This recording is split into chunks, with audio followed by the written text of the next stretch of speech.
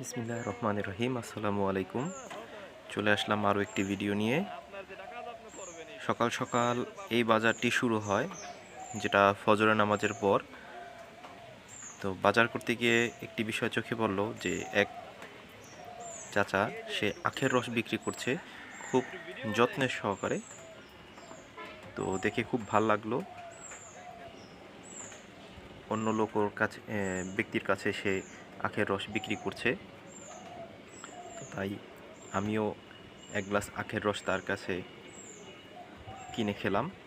দেখতেই পাচ্ছেন সে খুব যত্ন সহকারে পরিষ্কারের মাধ্যমে গ্লাসটি ধুয়ে এক গ্লাস আখের রস আমাকেও দিচ্ছে। জি, গ্রাম অঞ্চলে এভাবেই তারা যত্নের সহকারে তারা নিজেদের খাবারের ব্যবসাটা পরিচালনা করে থাকে। এর পারিশ্রমিক ছিল 20 টাকা, আমি দিয়ে দিলাম।